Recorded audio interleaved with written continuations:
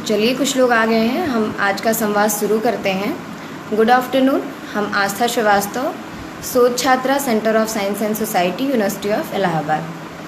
तो जो आज के संवाद का हमारा शीर्षक है वो है वैदिक कालीन परंपराएं एवं पर्यावरण। अब हम जानेंगे कि सबसे पहले हम शीर्षक के बारे में ही चर्चा कर लेते हैं कि वैदिक काल क्या है या वैदिक कालीन परंपराएं क्या क्या रही हैं, और हम कौन सी वैदिक कालीन परंपराओं के बारे में यहाँ पर चर्चा करेंगे। तो सबसे पहले वैदिक काल, अगर हम इतिहास के परिप्रेक्ष्य में देखें तो लगभग 1500 से 1000 ईसा पूर्व का जो काल है उसको इतिहासकारों ने वैदिक युग के रूप में वर्णित किया है। लेकिन अब यदि हम अध्यात्म की ओर से या फिर वेदों में उसका जो वर्णन पाएंगे वो पाएंगे कि वैदिक काल जो है वो हमारा वेदों का युग, ये देवताओं का युग कहा जाता है। अब जो वेदों का युग या देवताओं का युग उसमें क्यों कहा जाता है, क्योंकि जो वैदिक काल है उसमें हम सभी जानते हैं कि हमारा समाज 4 वर्णों में विभाजित हो चुका था, और जो सबसे श्रेष्ठ वर्ण उस समय माना जाता था वो था ब्राह्मण वर्ग। तो जो ब्राह्मण थे उनका कार्य था वेदों का अध्ययन करना और हमारे मानव सभ्यता में या फिर जितनी भी संस्कृतियां हैं उनका संचालन करना। तो जब उन्होंने वेदों का संचालन किया, वेदों का संचालन करने के लिए वेदों का अध्ययन करना उन्होंने शुरू किया, तो उन्होंने पाया कि जो सबसे हमारा प्रारंभिक वेद माना जाता है उसको हम ऋग्वेद जिसको कहते हैं। ऋग्वेद में कई जगह देवताओं का वर्णन मिलता है, और उन वेदों में देवताओं के वर्णन के साथ साथ उन देवताओं को जो है उनके हमारे जो भौतिक जीवन में हो रही जितनी भी कार्यकाली या फिर जितनी भी जीवन शैली का हमारे जो अंग है उनको देवताओं से हमारे संबंधित किया गया है। जैसे कि वर्षा का, अगर हमें वर्षा को बुलाना है या फिर वर्षा का आवाहन करना है तो उन सभी चीज़ों का जो हमारा वर्णन था वो हमारे देवताओं से ही किया गया था। इसीलिए वैदिक काल को हमारे देवताओं का युग कहा जाता है। तो अब हम जान लेते हैं कि वैदिक कालीन परंपराएं क्या क्या हैं। सामान्य तौर पर अगर हम देखा जाए तो अगर परंपराओं की दृष्टि से देखें तो एक सामान्यतः मृतक शरीर जब हमारा दफनाया जाता था उस समय वैदिक काल में, तो उसके साथ कई चीज़ें दफनाई जाती थी, उसको भी हम एक परंपरा की दृष्टि से ही देखते हैं। तो हम यहाँ पर डिस्कस करेंगे जिस वैदिक काल परंपरा के बारे में, वो है यज्ञ। अब यज्ञ क्यों है, क्योंकि जो हमारी थियोसॉफिकल सोसाइटी की एनी बेसेंट एक संस्थापिका रही हैं उस सोसाइटी की, उन्होंने कहा है कि हिंदू समाज का सबसे श्रेष्ठ जो कार्य है या फिर जो हिंदू समाज के जीवन का आधार है उसको यज्ञ ही माना जाता है। उसका कारण शायद ये हो सकता है कि जब हम पैदा होते हैं तब हमारे यहाँ यज्ञ का आवाहन या फिर यज्ञ का संचालन किया जाता है, और हमारी जब मृत्यु होती है तो हमारा जब दाह संस्कार किया जाता है तो वो भी एक तरह से यज्ञ ही होता है। तो इसलिए जो हमारे जो जीवन मरण की शैली है उसको यज्ञ के रूप में ही वर्णित किया गया है हमारे वेदों में, और जिसका नाम है यजुर्वेद। अब हम यजुर्वेद के बारे में अगर डिस्कशन करें तो यजुर्वेद है जो उसमें प्रथम अध्याय से लेकर के जितने भी उसमें अध्याय हैं 23वें, 24वें, 12वें, सभी अध्याय में हम पाएंगे कि उसमें सिर्फ और सिर्फ यज्ञ के कारण, यज्ञ के प्रभाव, यज्ञ में प्रयुक्त होने वाली जितनी भी औषधियाँ हैं उनके बारे में उनका वर्णन हमें यजुर्वेद में मिलता है। अब हम अगर वैदिक काल का जो है परिप्रेक्ष्य देखें तो यज्ञ जो है उस समय सभी वर्ग किया करते थे। हालांकि शूद्र वर्ग को उस समय यज्ञ करने का जो है अधिकार नहीं प्राप्त था, लेकिन जो हमारे 3 वर्ग हैं उच्च जिनको माना जाता था, क्षत्रिय वर्ग और वैश्य वर्ग और ब्राह्मण वर्ग, तो उसमें हम पाएंगे कि जो क्षत्रिय वर्ग था हमारा, ऐसा नहीं है कि उस समय सिर्फ ब्राह्मण ही जो है यज्ञ किया करते थे। अगर वो वेदों का अध्ययन कर रहे हैं तो वही यज्ञ किया करते थे। हमारे यहाँ राजा, हम इतिहास में उठा करके देखेंगे तो राजा महाराजा जितने भी हमारे रहे हैं सभी ने यज्ञों का संचालन किया है, या तो उन्हें उपलब्धि कोई भी बहुत बड़ी उपलब्धि प्राप्त करनी रही हो या अपनी शक्ति का प्रदर्शन करना रहा हो, तो उन्होंने हमेशा यज्ञों का ही सहारा लिया है। जैसे कि राजसूय यज्ञ हो गया हमारा, अश्वमेध यज्ञ हो गया, धनुष यज्ञ हो गया। उस समय जितने भी यज्ञ किए जाते थे वो किसी न किसी कारणवश किए जाते थे। अब यदि हम ऋषियों मुनियों द्वारा यज्ञ का जो निर्वहन होता था उसको देखेंगे तो वो जो है स्पेसिफिक यज्ञ जो किया करते थे, विशिष्ट यज्ञ, उसमें वो कभी कभी तो पर्यावरण की शुद्धि के लिए यज्ञ किया करते थे या फिर ऋतुओं के आवाहन के लिए यज्ञ किया करते थे। और कभी कभी वो किसी भी रोग के उपचार में भी यज्ञ किया करते थे। और हम सामान्यतः पाएंगे कि जितने भी हमारे मतलब मेडिसिनल हर्ब्स होते हैं, जितनी भी औषधीय पेड़ होते हैं, उन सभी का ही प्रयोग करके हमारे वैदिक काल में जो है वो उपचार हम पाएंगे। अब इसके लिए अगर हम चरक संहिता उठाते हैं या फिर हम यजुर्वेद में ही पाएंगे कि कई हमारे औषधीय पौधों का जिक्र उसमें हुआ है, जिसके तहत हम पाएंगे कि यज्ञ के द्वारा या फिर उसको जो है डायरेक्ट ही हम किसी भी पौधे के पत्ती के अर्क से ही हम उपचार जो है वो रोगों का पाएंगे उसमें। तो अब लेकिन इन सब चीज़ों का ये तो यज्ञ का हो गया ज्ञान पक्ष। अब यज्ञ के दो पक्ष होते हैं, ज्ञान पक्ष और विज्ञान पक्ष। अगर हम विज्ञान पक्ष की ओर चलें तो क्या ऐसा सच में संभव था कि किसी भी नॉर्मल एक यज्ञ करने से क्या हमारे पर्यावरण में कोई भी परिवर्तन हो जाता था या फिर किसी भी रोग का उपचार किया जा सकता था? तो आज जो हमारा वैज्ञानिक युग है, उस समय तो आध्यात्मिक युग था माना जाता है ऐसा। तो आध्यात्मिक युग में जो परिचलन चलता चला आ रहा था, आज भी वही चलता चला आ रहा है। लेकिन हम अब वैज्ञानिक युग में हम कोई भी चीज़ करते हैं तो उसके पीछे का कारण हमें जानना जरूरी हो जाता है। इसलिए वैज्ञानिकों ने कई जो हमारे परंपराएं थी उन पर शोध करना जब शुरू किया तो उन्होंने पाया कि यज्ञ जो हमारा किया जाता था वैदिक काल में या उसके बाद से हर एक काल में किया जा रहा है या आज भी जो किया जा रहा है, उसके एक विज्ञान पक्ष भी है। उसके बहुत सारे ऐसे ही वैज्ञानिक कारण हैं जो सिर्फ हमें अध्ययन करने ये शोध करने पर ही पता चले। पहले हम उसके बारे में बहुत ज़्यादा जानकारी नहीं रखते थे। कई जो है ये यज्ञ से रिलेटेड रिसर्च इंस्टीट्यूट जो है वो पूना में स्थित हैं और कई जगह पे ये हरिद्वार में भी एक हमारा ब्रह्मवर्चस्व रिसर्च इंस्टीट्यूट है। इन्होंने जब यज्ञ किया तो इन्होंने पाया कि जो यज्ञ हमारे ऋषि मुनि किया करते थे उसमें जो जितनी भी लकड़ियों का यूज़ किया जाता था या फिर जितने भी उसमें अन्य चीज़ों का यूज़ होता था, जैसे कि घी हुआ, गुड़ हुआ, इन सब चीज़ों का जो हम उसमें प्रयोग करते थे वो अकारण ही नहीं था। वो किसी न किसी कारणवश से या फिर वो एक उसका विज्ञान पक्ष ये भी है कि जब हम घी डालते हैं किसी भी स्पेसिफिक लकड़ी पर, जैसे हम यज्ञ के लिए मेनली आम की लकड़ी का जो अभी हमारे यहाँ घरों में व्यक्तिगत यज्ञ किया जाता है उसमें हम आम की लकड़ी का यूज़ करते हैं। लेकिन ऐसा नहीं है कि उसमें सिर्फ आम की ही लकड़ी का यूज़ किया जा सकता है, उसमें कई लकड़ियों का यूज़ होता है। ये हम जब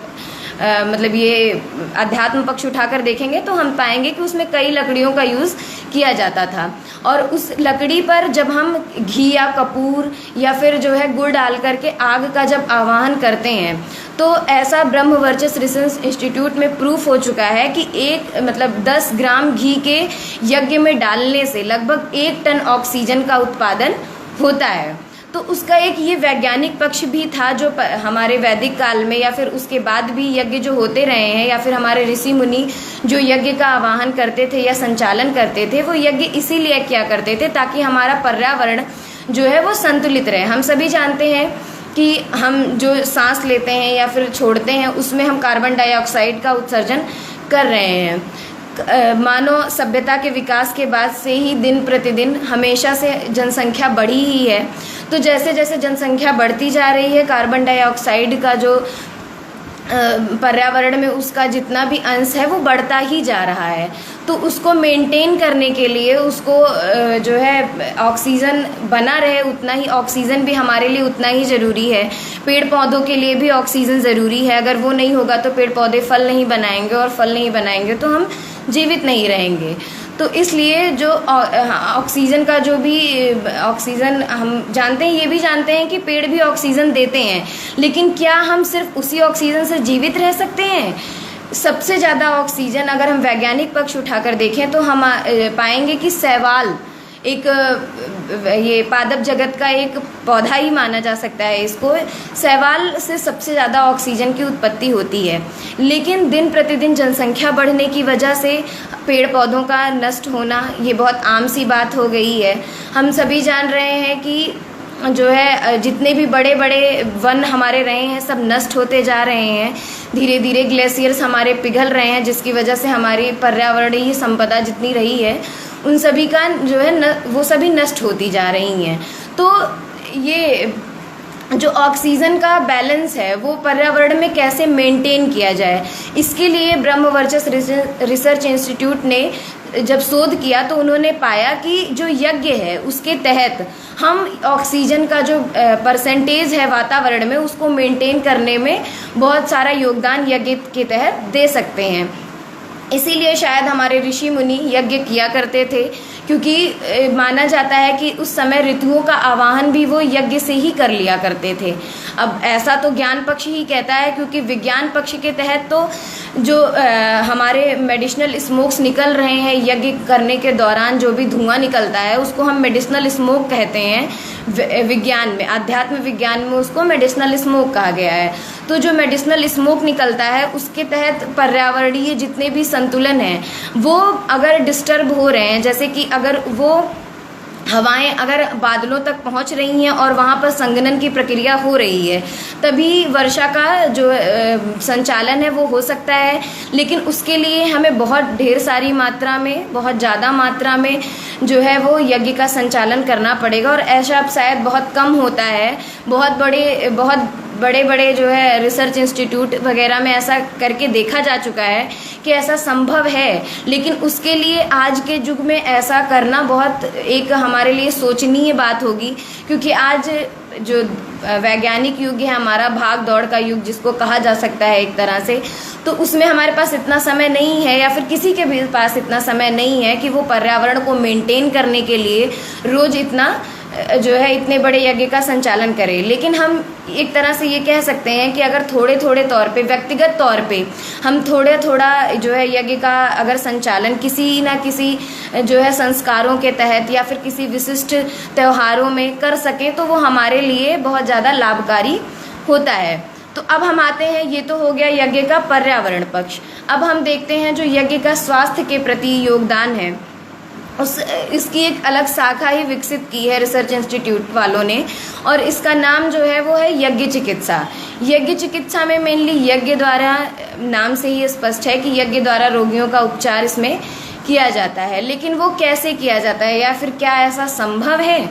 अब हम यजुर्वेद की तरफ चलते हैं, तो यजुर्वेद के अध्याय 2 और अध्याय 3 में हम पाएंगे कि कई जो है औषधीय पौधों का उसमें जिक्र किया गया है, जिसमें से जो है मेनली तुलसी है, हमारा हल्दी है, और कई ऐसे औषधीय पौधे मिलेंगे। वैसे भी हमें लगता है कि पर्यावरण में जितने भी पौधे पाए जाते हैं सभी का कुछ ना कुछ औषधीय जो प्रयोग होता है वो ज़रूर होता है, चाहे वो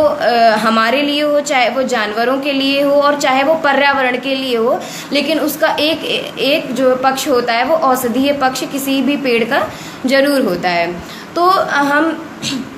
जो है अब यज्ञ से जो स्वास्थ्य के प्रति योगदान है, यज्ञ चिकित्सा, उसकी तरफ जब चलते हैं तो हम पाते हैं कि यज्ञ के लिए जैसे कि भी किसी भी रोग का उपचार करना है, तो ऐसा जो है रिसर्च इंस्टीट्यूट ने जब शोध किया तो उन लोगों ने पाया कि जब हम किसी भी चीज़ का मतलब किसी भी औषधीय पौधों के फलों का या उनकी जड़ों का, पत्तियों का, या किसी भी चीज़ का जो हमें लगता है या फिर जो विशिष्ट तौर पे यजुर्वेद और चरक संहिता में जिनका जिक्र किया गया है कि हाँ जो है पौधों के इन जो है पार्ट से, इस पार्ट से ये चीज़ें जो है स्रावित होती हैं, या फिर इनमें ये सेकेंडरी मेटाबोलाइट्स पौधों में पाए जाते हैं, तो उनका जब हम यज्ञ में जो है निर्वहन करते हैं, यज्ञ में डालते हैं उन सारी चीज़ों को, उन सारे ये हवन सामग्री के रूप में उन सभी प्लांट्स के पार्ट को लेकर के जब एक तैयार किया जाता है, और जब हम उनको यज्ञ में डालते हैं तो उनसे जो मेडिसिनल स्मोक जो क्रिएट होता है वातावरण में, या फिर जहाँ पर हम यज्ञ कर रहे हैं उसके आसपास के वातावरण में, तो हम पाएंगे कि वहाँ के वातावरण में जो हम व्यक्ति बैठा होता है और उस मेडिसिनल स्मोक को अगर वो अपने सांस द्वारा अंदर खींच रहा है या फिर इनहेल कर रहा है उसको, जो मेडिसिनल स्मोक है, तो उसमें कई सारे जो हमारे बॉडी फंक्शंस है उसमें चेंजेस पाए गए हैं। हालांकि ये प्रक्रिया बहुत धीमी होती है, यज्ञ चिकित्सा द्वारा किसी भी रोगी का उपचार करने के लिए बहुत समय की आवश्यकता होती है, क्योंकि जैसे अब एलोपैथी का युग है, वो दवा खाए तो तुरंत उपचार हो गया उसका, मतलब कोई भी सर दर्द हो रहा है हमारा तो सर दर्द की एक मेडिसिन लिए उपचार हो गया। लेकिन हमारा जो यज्ञ चिकित्सा है वो धीरे धीरे कार्य करता है, उसके जो उसके अवयव हैं वो हमारे बॉडी फंक्शन को धीरे धीरे जो है वो मैनिपुलेट करते हैं। लेकिन ऐसा नहीं है कि करते नहीं हैं, वो करते हैं। और सबसे अच्छी चीज़ ये होती है उसमें, यज्ञ के द्वारा जो हम ये मेडिसिनल स्मोक को इनहेल कर रहे हैं उनके कोई भी साइड इफ़ेक्ट्स नहीं होते हैं, और वो एक तरह से जा कर के हमारे शरीर में एक कंटिन्यूअस जगह बना लेते हैं, और हमेशा से वो फिर वो एक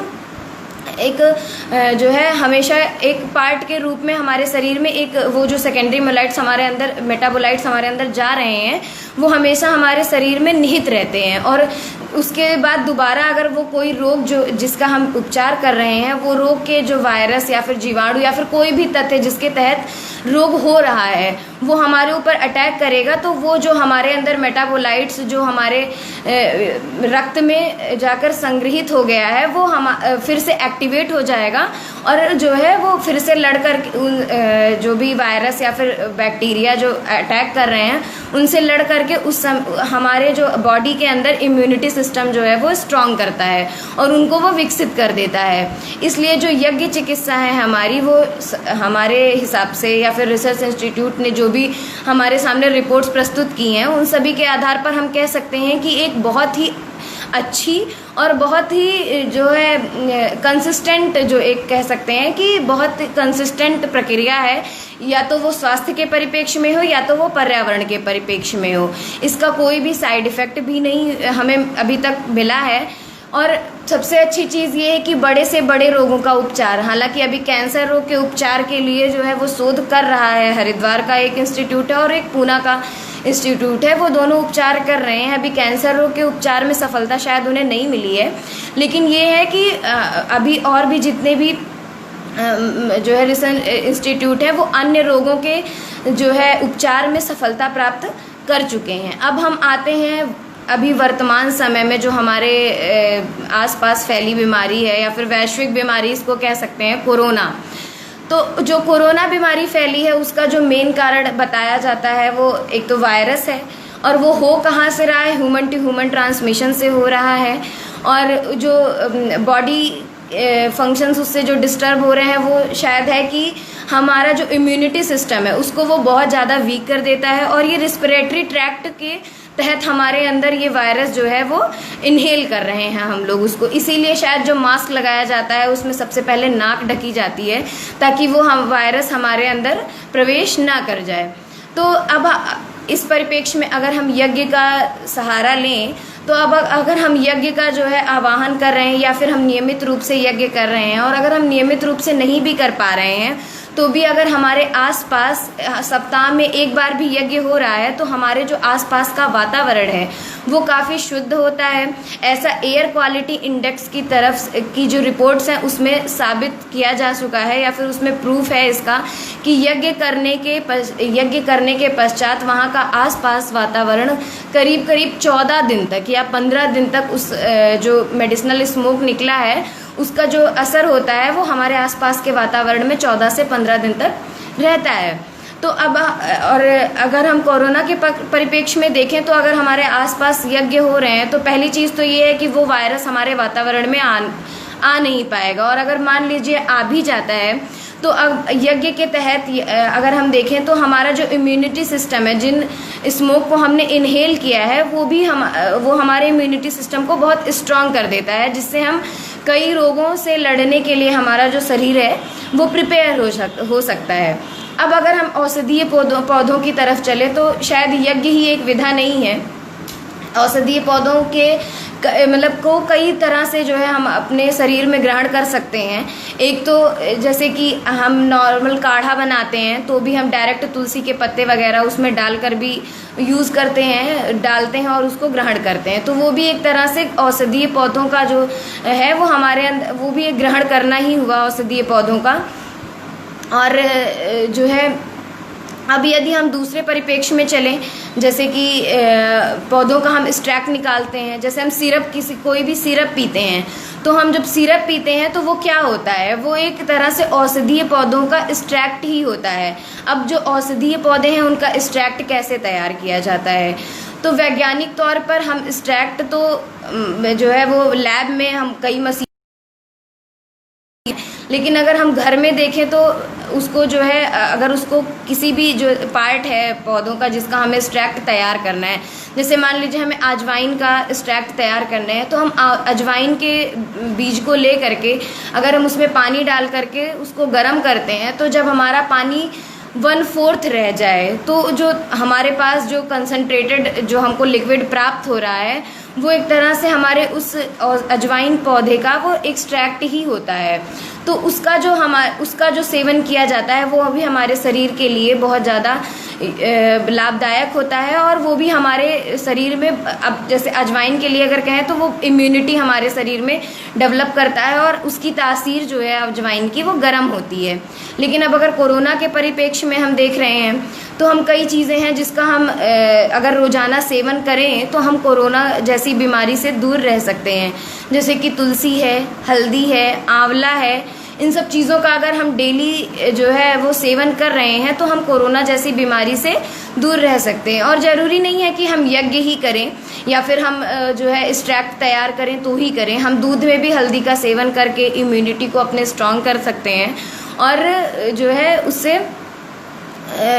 इम्यूनिटी को स्ट्रांग हम जब कर लेते हैं तो हमारा शरीर वैसे भी बॉडी मतलब किसी भी रोग से लड़ने के लिए बहुत ज़्यादा वो तैयार हो जाता है। अब जैसे कुछ लोगों का क्वेश्चन आ रहा है कि कचरे के धुएं में और यज्ञ के धुओं में जो है वो पृथकता कैसे हम पहचानेंगे। सबसे पहली चीज़ होती है स्मेल किसी भी चीज़ की। जैसे अगर किसी भी कचरे को हम जलाते हैं, कोई भी प्लास्टिक वगैरह जलाया जा रहा है, तो हम स्मेल से ही जान जाते हैं कि वो किस चीज़ का धुआं उठ रहा होगा। तो वो तो हो गया कचरे का धुआं, और ये हम नॉर्मल बता रहे हैं, ये भौतिक जो है पक्ष है इसका कि हम कैसे अंतर पहचानेंगे उसमें कचरे के धुएं में और यज्ञ के धुएं में। यज्ञ का धुआं जो हम स्मेल करेंगे उसमें जो भी हम प्लांट्स डाल रहे हैं उसमें यज्ञ में, उसकी अच्छी सी या फिर उसकी एक जो स्पेसिफिक सुगंध होती है वो आती है। बाकी अगर हम वैज्ञानिक पक्ष की तरफ देखें तो कचरे का धुआं एयर क्वालिटी इंडेक्स की एक इंडेक्स होता है, उसके तहत भी हम जानकारी हासिल कर सकते हैं कि कचरे के धुएं में और यज्ञ के धुएं में क्या अंतर होता है। अब पहले, और कुछ लोग पूछ रहे हैं कि पहले की अपेक्षा अभी यज्ञ को इतना महत्व क्यों नहीं दिया जा रहा है। अब इसके लिए तो हम जो है शायद ये कह सकते हैं कि जनसंख्या दिन पर दिन बढ़ती जा रही है और वैज्ञानिक युग के दौर में भागदौड़ भी बहुत ज़्यादा बढ़ गई है, जिसकी वजह से लोगों के पास इतना समय नहीं है कि वो हमारी जो है संस्कृति को या फिर हमारे जो परंपराएं हैं उनको इतना समय दे सकें। देते हैं कभी कभी, जैसे आज भी हमारे यहाँ कोई भी विशिष्ट कार्यक्रम होता है तो हमारे यहाँ यज्ञ का ही जो है वो संचालन किया जाता है, लेकिन उस तरह से हमारे जो डेली एक्टिविटीज़ हैं उसमें हम यज्ञ को शामिल नहीं कर सकते हैं। और शायद यही रीज़न है कि यज्ञ जो है हमारी संस्कृति से धीरे धीरे वो लुप्त होता जा रहा है। और यज्ञ के लाभ हानि के रूप के बारे में तो वैसे हम चर्चा कर चुके हैं, लेकिन अगर आप जानना चाहते हैं तो हम फिर से बता सकते हैं। हानि के तौर पे तो हम यही बता सकते हैं कि हानि इसमें मतलब ऐसे देखा जाए तो वैज्ञानिक पक्ष उठा के भी देख सकते हैं और आध्यात्मिक पक्ष की हानि इसमें बहुत ज़्यादा कुछ भी नहीं है। अगर हानि है भी तो बस एक आध दो चीज़ें हैं उसमें जो हानि की ओर हमें जो है बताती हैं। उसमें हानि ये हो सकती है जैसे कि मतलब मान लीजिए किसी भी बहुत जो तीक्ष्ण चीज़ें हैं, जैसे तीक्ष्ण में हम अजवाइन को ही ले लेते हैं। अगर हम अजवाइन का जो है वो यज्ञ में जो है डाल रहे हैं, उसको मतलब आवाहन उसमें कर रहे हैं, उसका निर्वहन कर रहे हैं अजवाइन का, तो अजवाइन को हम बहुत देर तक अगर इनहेल करेंगे तो हमें छींक आने लगती है। और हमारा जो है वो कुछ चीज़ें, कुछ हवन सामग्री ऐसी भी होती हैं, जैसे अगर हम रोगी नहीं हैं और हम तब भी वहाँ पर बैठे हैं और उस मेडिसिनल स्मोक को इनहेल कर रहे हैं तो हमें इरिटेशन हो सकती है, हमारा सर दर्द कर सकता है। लेकिन ऐसा तभी होता है अगर हम विशिष्ट हवन सामग्री के तहत उन जो है विशिष्ट रोगों के उपचार हेतु अगर हम यज्ञ कर रहे हैं, ऐसा तभी होता है। और अगर हम लाभ की तरफ देखें तो सबसे पहला जो लाभ है वो है हमारा स्वास्थ्य, उससे हमारा स्वास्थ्य सही रहता है। और हमारे इम्यूनिटी स्ट्रांग होता है, बॉडी फंक्शंस हमारे कार्यरत रहते हैं और पर्यावरण को भी उससे बहुत से लाभ मिलते हैं। और जो यज्ञ के तहत एक पक्ष हमने अभी छोड़ दिया था कि जो मंत्रों का उच्चारण किया जाता है, मंत्रों का उच्चारण जैसे 2 चीज़ें होती हैं यज्ञ में, एक हीट होता है और एक साउंड होता है। तो जो साउंड है, मतलब जो हम यज्ञ के दौरान हम जो मंत्रों का उच्चारण करते हैं, ऐसा रिसर्च इंस्टीट्यूट ने प्रूव किया है कि जो मंत्रोच्चारण है उससे जो इलेक्ट्रोमैग्नेटिक वेव्स निकलती हैं वो पर्यावरण में निहित आसपास जितने भी दूर में यज्ञ किया जा रहा है वहाँ वायरस और बैक्टीरिया का जो है वो 90% तक जो है वो ह्रास वहाँ पर करती हैं और वहाँ पर वायरस और बैक्टीरिया जो है वो बहुत कम परसेंटेज में पाए जाते हैं। तो इससे हमारे पर्यावरण को भी बहुत से लाभ होते हैं। अगर हम अब जैसे दर पर जनसंख्या बढ़ती जा रही है, वनों को काटा जा रहा है और ऑक्सीजन मेंटेन करने की बात की जाती है, तो हम पर्यावरण को मेंटेन करने के लिए या ऑक्सीजन जो परसेंटेज है हमारा वातावरण में उसको मेंटेन करने के लिए हम पौधे बहुत हद तक नहीं लगा सकते, क्योंकि जैसे जैसे जनसंख्या घटती जा रही है वैसे वैसे ज़मीन जो है वो मानवों द्वारा उसका कब्जा बढ़ता जा रहा है और पेड़ पौधे घटते जा रहे हैं। तो यज्ञ एक ऐसी विधा हो सकती है जिसके तहत हम पर्यावरण को भी और पर्यावरण में उपस्थित ऑक्सीजन बैलेंस को भी मेंटेन कर सकते हैं। तो ये तो हो गए उसके लाभ। अब यज्ञ में जो भी हर्ब्स यूज़ होते हैं उसमें हम क्या क्या यूज़ कर सकते हैं, ये तो हमको चरक संहिता और यजुर्वेद में भी मिल जाएगा। यज्ञ करने के बहुत से नियम भी होते हैं, लेकिन जो रोगियों के लिए या फिर जो पर्यावरण की शुद्धि के लिए यज्ञ होता है उन सभी यज्ञों में इन सब चीज़ों का ध्यान रखना जरूरी नहीं होता है, क्योंकि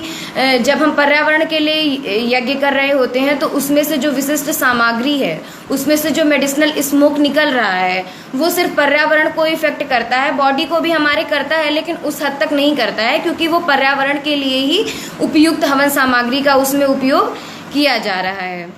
ठीक है। अब अश्वगंधा वगैरह को भी हम देखेंगे कि IITs में कई IITs इस समय अश्वगंधा पे या फिर मुलेठी पे रिसर्च कर रही हैं कोरोना के चलते। तो कोरोना वैश्विक बीमारी को दूर करने के लिए या फिर उससे जो है उपचार ढूंढने के लिए अश्वगंधा वगैरह का भी हम यूज़ करते हैं यज्ञ करने के लिए, जिससे जो हमारा पर्यावरण है वो भी शुद्ध रहता है और हमारा इम्यूनिटी भी जो है वो स्ट्रांग होता है। तो ये तो हो गया हमारे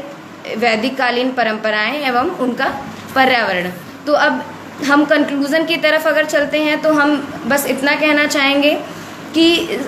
ऐसा नहीं, मतलब ज़रूरी नहीं है कि हम सभी परंपराओं को अपने नित्य जीवन शैली में जो है वो यूज़ कर सकें या फिर उनको अपने नित्य जीवन शैली का हिस्सा बना सकें, लेकिन कुछ